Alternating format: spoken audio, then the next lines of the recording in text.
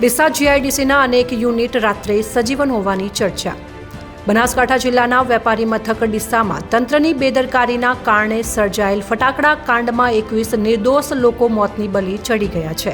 પણ મોટાભાગની માનવસર્જિત દુર્ઘટનાઓ બન્યા પછી તંત્ર જાગે છે અને તપાસના નાટકો કરે છે, પરંતુ આવી દુર્ઘટનાઓ ન બને તે માટે તંત્ર દ્વારા અગમચેતીના ભાગરૂપે કોઈ જ નક્કર તપાસ કરવામાં આવતી નથી। તાજેતરમાં જે આ દુઃખદ ઘટના બની છે તેને અડીને આવેલ જીઆઈડીસી વિસ્તારમાં અનેક યુનિટ એવા છે જે યુનિટની બહાર કોઈ બેનર કે બોર્ડ નથી। બહારથી દિવસે બંધ લાગતા આ યુનિટો રાત્રે ધમધમી ઉઠે છે અને સવાર પડતા બંધ થઈ જાય છે। રાત્રિ દરમિયાન આ બેનામી યુનિટમાં મોટા પ્રમાણમાં ભેળસેળયુક્ત અને ડુપ્લિકેટ ચીજ વસ્તુઓ બને છે અને લક્ઝરી બસો સહિતના વાહનો મારફત રાજ્યભરમાં સપ્લાય થાય છે। ડુપ્લિકેટિંગ કરતા આ યુનિટોમાં અનેક પરપ્રાંતીય મજૂરો કામ કરે છે।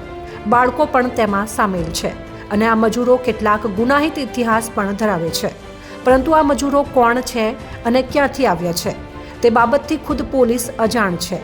કારણ જન આરોગ્ય જોખમાવતા આ યુનિટ માલિકો સરકારના જાહેરનામાનો પણ ભંગ કરી રહ્યા છે। આવા યુનિટોની સચોટ તપાસ થાય તો અનેક ચોંકાવનારી વિગતો બહાર આવી શકે તેમ છે, પણ મેલી મથરાવટી ધરાવતા જિલ્લા ફૂડ વિભાગ અને પોલીસની તપાસ શંકાના દાયરામાં આવી જાય છે। તેથી વાડ જ ચીબડા ગળે તેવો ઘાટ ઘડાયો છે।